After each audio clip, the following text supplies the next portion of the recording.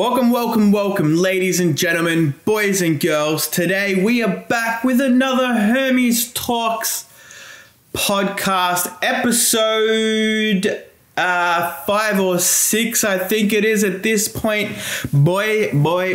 As you would know, I missed out on last week's episode. Sorry about that. My brother is actually in hospital at the moment with a very serious tumor. And was unable to, was basically spending the week with him. So I did not make a podcast last week, but we are back. There's still probably a slight delay on this one as well. Like I'm recording this Monday morning, but I don't know if I'll be able to get it out Monday morning, but we'll see how we go. Yeah, thank you to everybody who's obviously supporting it, watching it, following on YouTube, Spotify, whatever. Appreciate each and every single one of you. I might even put this one out on Twitter and pay the premium for Twitter, but we'll see how we go. But anyway, I wanted to come on here. I've got a few points to touch on today for the podcast.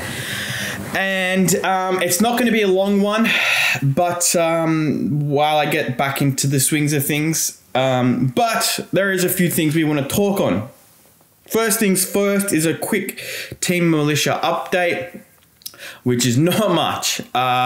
We have secured a website. We are in the process of getting a website designed.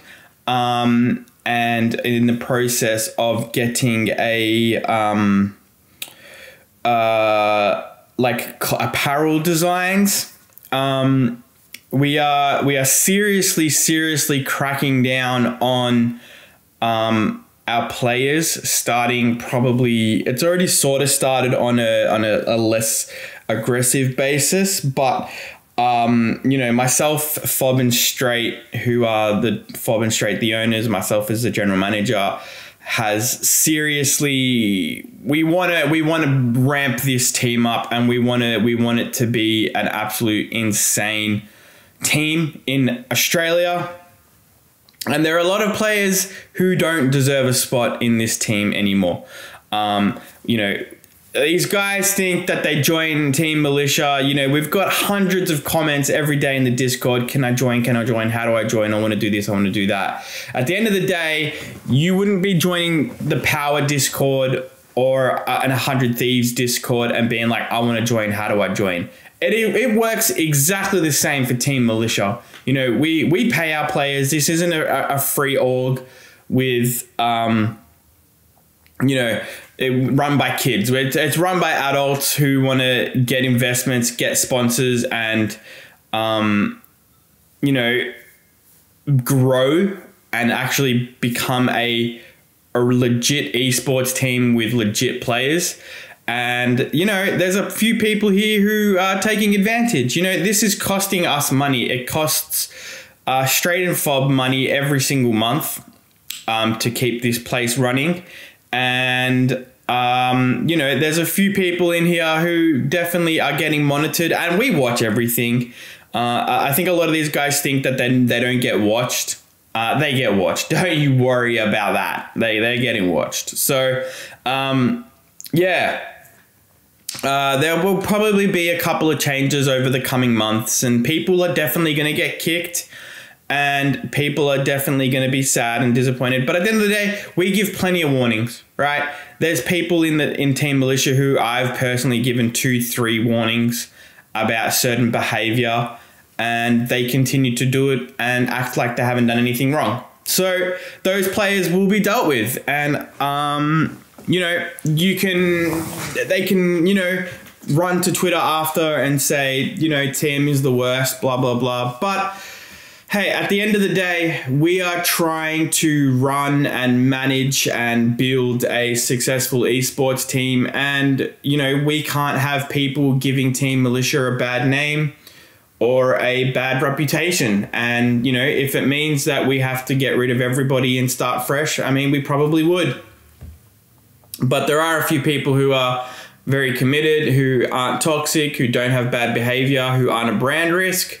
And those guys have always got a place here at Team Militia. There's also people out there who are, you know, up and coming, who are doing really well. And, you know, we're always on the lookout for good players. But coming into the Discord, you know, that same day and asking to join, it really ain't going to work. You're not going to get in, boys. Sorry. So yeah, we, there was a couple of things also I want to touch on, not necessarily with TM, but revolving around TM, which is the esports scene as a whole. You know, every week we're trying to get investors or sponsors, and, you know, there's companies out there that look for the sponsors and they all default back to individual creators. And I'm really starting to struggle to see how orgs are going to last long term in Australia, even around the world, if the companies aren't, if they can't make money and float. Like we've seen examples with Sentinels and FaZe, and it's just, you know, there really needs to be a way to find a way to be able to generate revenue. These companies need to be companies, and I'm not saying I have any great ideas and that, you know, my ideas are the best, but, you know, I'm obviously coming at it from a fresh perspective, and it's hard to see because, you know, reaching out, you know, these companies and these investors that want to invest, they either don't want to invest in Australian teams, and I've said it 100 times before, or they don't, or companies don't want to invest in an org. They want to invest into a specific player, or, you know, a couple of players that sponsor a player. So, you know, it's disappointing if you don't have a brand behind you, right? Like you haven't been in it from the beginning and you've built that brand up and now you're at a good spot. Or you're like a Lachlan who created a Power, who's already got a brand behind him. It's really hard for, you know, teams like us growing in today's age, where there is so much money being thrown around, and these players that have some talent would seriously prefer to be a free agent instead of come on board for, you know, $100, $50 a month. Because at the end of the day, we don't have massive budgets, right? All these teams, unless you have 6 owners who all put in like $100 a month, right? Or $200 a month, or 10 owners even, where you have a big budget to spend. But they don't last, right? Because those 6 owners or 10 owners will become 3 owners. Then those 3 owners are like, well, now we have expenses equivalent to 10 owners putting in $100 a month. We don't have this type of money. They shut down, right? Unless they can somehow manage to build up really big, really quickly. Yeah, these places don't last. Whereas Team Militia, you know, we're giving away 5 battle passes for the new Fortnite season at the moment. We just took on another guy who we're paying monthly, you know? We're doing things that are well within our budget, well within our constraints of making this team last as long as humanly possible and giving these kids the opportunity. So it's really hard to see that because we're not a Power or a Chiefs or a Mind Freak or, you know, one of those big teams, investors and sponsors, you know, they'll talk to you, but it's really difficult to try and get money out of them. Even like a JFT or a BFG, right? These guys are like, I know BFG is run by adults, and even they struggle to get sponsors. And JFT, I know there's like a few of them who are putting in a lot of money there, but even there, rumors are that some of the players on JFT aren't even getting paid and that they're owed money. So who knows how long JFT is going to be around for? Hopefully a while, but because otherwise that's another esports team gone out of the Fortnite space specifically. But like, these players want money and these orgs just don't have the income to support it. But hey, I don't know their business model. They might be thriving. Maybe they've got cash in the bank. Who knows? But it's just really disappointing and really hard to see that, you know, these guys aren't willing to invest in growing esports route, like the grassroots. And it just takes, it kills it a little bit, but it is what it is, right? At the end of the day, people got to make money, and if they can't see you making money, they're not going to give you money, and it kind of sucks. But anyway, hey, what am I to say? What else can we talk about today? That's right, Valorant, my favorite esports, aside from probably Fortnite.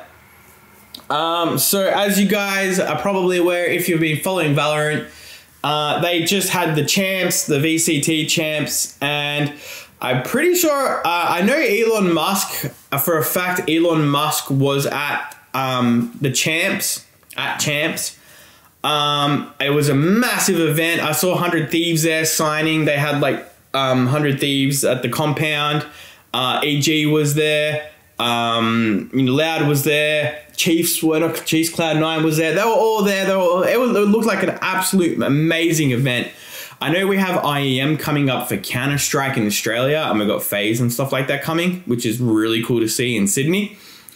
But the massive event, obviously champs, Elon Musk were there. I'm pretty sure I saw Ben Affleck there as well. I don't know if it was Ben Affleck or another guy. I want to say Ben Affleck was there. So that was pretty freaking cool to see celebrities getting behind Valorant. And that was really cool to see. What else did we have? Evil Genius won. That's right, Evil Genius won.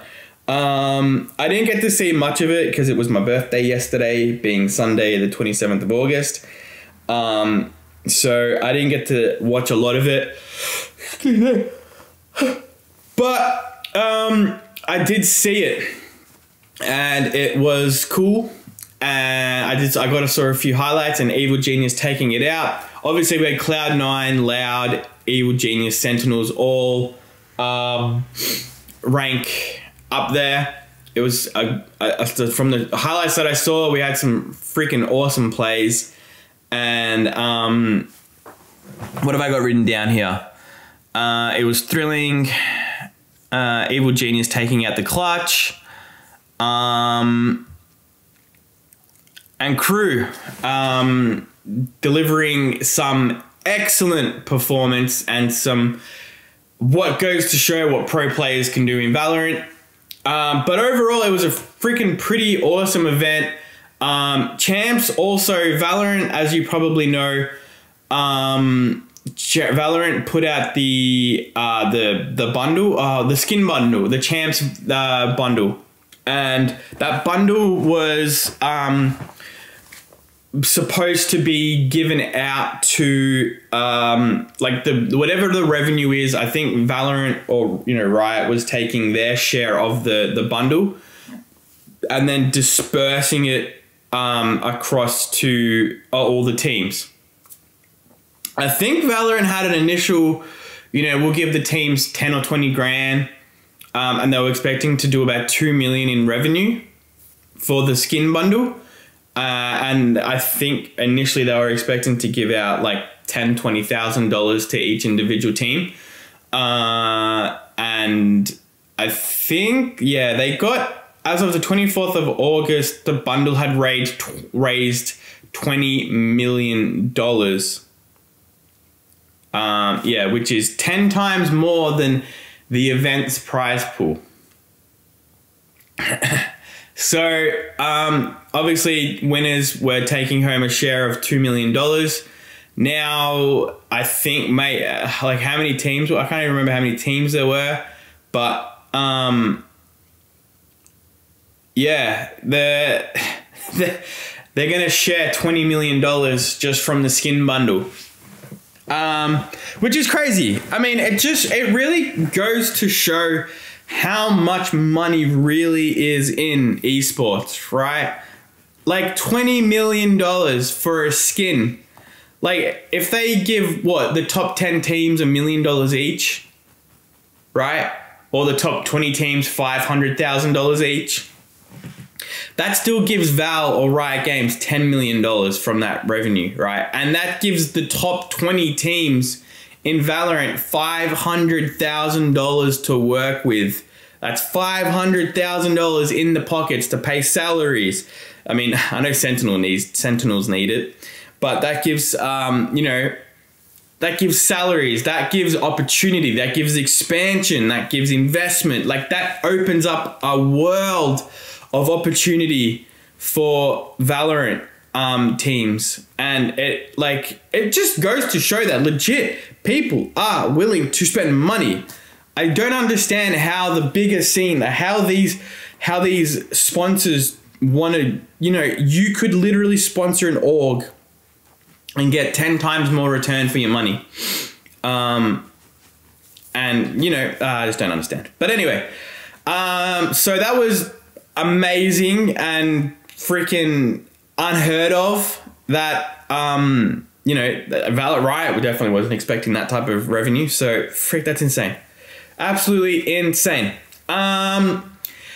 That's kind of it. Fortnite's new season is alive and well. I am still trying to get my first win in it, but I'm sure I'll get it in the next day or two. It's really fun. The you know, the AI players and the bosses aren't really too overpowered. I've noticed AI's got a little bit better. I did see one sliding the other day out of a, like, it slid out of the, like, out of cover and started shooting. Like, it didn't hit me. But man, AI is really stepping up their game. And, but the season seems really fun. It doesn't really seem like a new season. They've gone from, like, the jungle vibe, Transformers, to Last Resort, and, like, you know, throwbacks to, like, all the OP stuff that we've had in the past. It doesn't feel like a new season, more of like a mid-season update where they just refresh the map. But, because there was no ending to the story. Like, what happened to the Transformers? Are they attacking? Are they not attacking? Like, I don't know, man.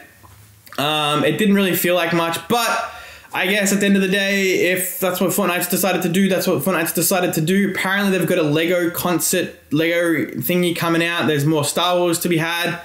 There's a lot of stuff there. But yeah, I don't know. It seems really weird and how they've approached this season. But it is very, very, very, very, very enjoyable. I'm having a lot of fun. Obviously, the start of the season, I think a lot of the data resets, so all the sweats that are usually you're up against are all there. So as they kind of start winning and they kind of get put into their own little secret lobbies, the lobbies will get easier and I might be able to get a win because I'm a bot. But I'm really enjoying this season so far. It feels good. It feels smooth. And it feels good. It feels like Fortnite, how Fortnite should be. And I'm happy. I like it. It's really good. And then last but not least, I wanted to touch on, obviously, I think a couple of days ago, we have the Logan Paul, Dillon Danis, KSI, Tommy Fury boxing match coming up. Now, the fight between KSI and Tommy Fury has been sort of, kind of, like, pretty back and forward for the marketing, bit of you suck, no, fuck you, you know, that type of shit. And it's been, you know, a normal amount of crap spoken to each other to generate hype about a fight. But the Dillon Danis and the Logan Paul, that has kind of stepped up to a little bit more than drama. I know Tommy Fury. I've heard of Tommy Fury before. Obviously heard of KSI and Logan Paul. Dillon Danis, I've never really heard of him before. It seems that he at one point was dating Logan Paul's fiance. But this guy has come out with some real bangers, right? Like, I can't wait to watch the Tommy Fury and the KSI fight. I reckon that's going to be a good fight. They're hyping it up. But the Logan and Dillon fight, I think, is going to be more of a punch on than a fight. Dillon Danis, in my opinion, is a complete and utter fucking scumbag. Someone who obviously his career was over in whatever it is profession he was doing, and Logan Paul is doing a fight to, in my opinion, Logan Paul is reigniting this guy's career. Not career, but like just giving him a bit of clout for being a fighter that, you know, these guys want to fight ex-fighters. But Dillon Danis has really just built up a fan base of Logan Paul haters and just the toxic people. And it's quite disgusting what this guy's doing. The fact that he's the whole point around him and what he's doing and how he's you know, trying to get in the head of Logan is quite disgusting, really. And I think Dillon really needs to take a good look at himself in the mirror and think about what the fuck he's doing, because it's gross. Like, honestly, the fact that he's needed to post pictures and he's hyping it up that if we get to this many followers or we get this many likes, I'll post this really fucking bad photo. It's really fucking disgusting what he's doing. The fight is against you and Logan, not you and whatever Logan's fiance's name is. And she seems like a really lovely girl. She's a model, doing really well for himself. Logan Paul, obviously Logan Paul. But like the shit that Dillon's pulling is, in my opinion, yeah, it's just really, really fucking disgusting. And in my opinion, Dillon should be ashamed of himself for the fact that he needs to go after someone's fiance.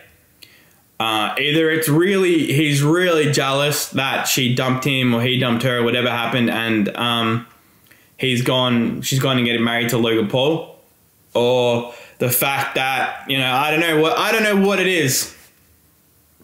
But either way, it's gross. And I mean, I know Dillon's never going to hear this, but it's like, dude needs to seriously look in the fucking mirror and like think of what the fuck he's doing, because it's just gross. It's gross. Really, really, really gross. But yeah, that's kind of it, guys. Sorry, it's only a short podcast this week. Yeah, last week was a bit of a distraction setback. I haven't really been too active with what's going on around the community. I did want to just add Elon Musk being at booed bring back Twitter. I did want to touch on that too. I saw that before that. I just came to my mind. Obviously, as we know, Elon Musk bought Twitter and has rebranded it X, and everyone's kind of mad about it. But anyway, guys, that's kind of going to do it for the podcast this week. Next week, I hope to bring out a longer one. I really want these to get to that sort of 45, 1 hour length, but it's really hard to do without another person. I think 30 minutes solo is heaps. 25 to 30 minutes is heaps solo. But next week, I hope to bring out some better information for you guys. This was just a quick update. Not much on Team Militia this week, just because we're trying to work on stuff and I'm still trying to get people to invest their money into the company. But yes, thank you very much for everyone who sticks around, liking, following. I appreciate you all, and I will see you on the next one. Bye.